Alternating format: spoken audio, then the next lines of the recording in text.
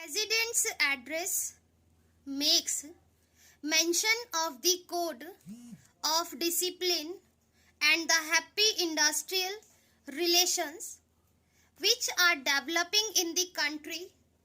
This code of discipline is a very good thing, but I am sorry to say that the success claimed for it has not come as yet.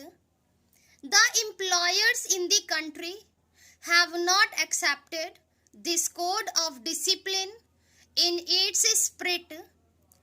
They have not accepted it voluntarily. They have not shown by their conduct that they understand and appreciate the spirit of the code of discipline, and something will have to be done about it. The code of discipline can bring about better harmonious relations.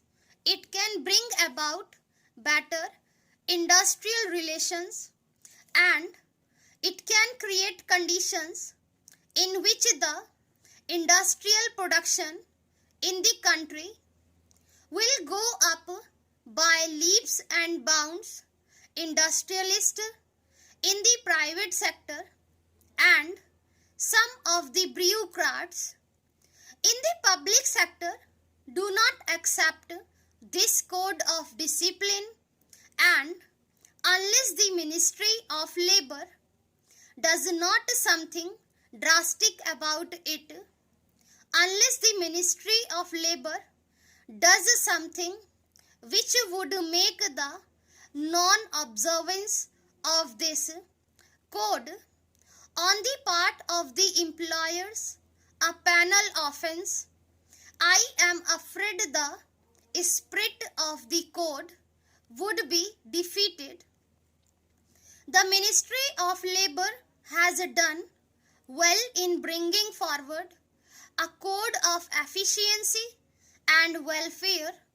There is as yet not enough agreement on that code, even from the labor's point of view, but I am sure efforts to further the acceptance of the code of efficiency and welfare will be continued, and if that is done, it will be a great help to industrial production in the country. In the matter of the bonus commission, sir, the progress made has been disappointing. It was as early as January 1961 that the Honorable Labour Minister announced the appointment of the commission. The progress made in respect of the bonus commission during the last 14 months has been that its terms of reference have been settled and its constitution has been agreed upon. That I am afraid is very slow speed in the direction of the solution of a problem whose solution is so very important. The President has correctly mentioned the great objective of securing workers' participation in the management and the establishing of joint management councils. But the most important thing is that the gains or the profits should be shared by the toilers. A share of the produce of their toil should come back to those who toil. The acceptance of profit sharing is an old thing. It was accepted by those responsible for the industrial truce 14 years back, but we are yet to evolve a satisfactory formula, the full bench formula of the Labour Appellate Tribunal, repeatedly approved and endorsed by the orthodox judges of the Supreme Court, is no solution of the problem. It just denies the workers their due share in the profits. It was because of this peculiar situation that the need of appointment of the bonus commission was accepted by all parties. But what we now find is that it has taken them 14 months to decide the terms of reference of the commission. I do not know when we can expect its report. The members of the bonus commission should be directed by the government to find an early solution to this important problem. Similarly, I must point out that the delay in the matter of evolving a consolidated scheme of social security for industrial workers is a dangerous thing. We have today a number of social security schemes, but none of them looks after the workers in his old age.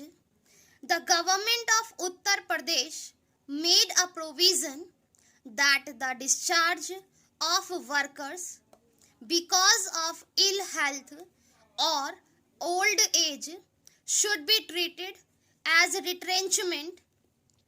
But we have now the verdict of the High Court of Allahabad that this cannot be done.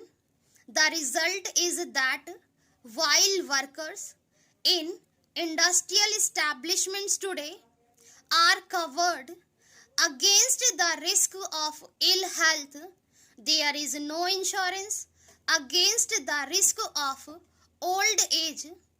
There is no scheme of gratuity which the industry has to follow. There is no old age pension scheme which the industries in the country have to adhere. The result is that there is a big gap or disparity in the lives of the workers who are in employment and those who are out of it, particularly those who are thrown out of employment because old age or continued ill health. Therefore, something should be done about it as soon as possible, and there should be some sort of a scheme to see that the worker, after meritorious service to the industry, got at least the equivalent of a retrenchment relief when he retired due to old age or continued ill health. That is a pressing problem. We know that in Kanpur, industrialists have adopted the practice of terminating the employment of workers merely by giving them 12 days notice. The worker is told that he has been found to be unfit.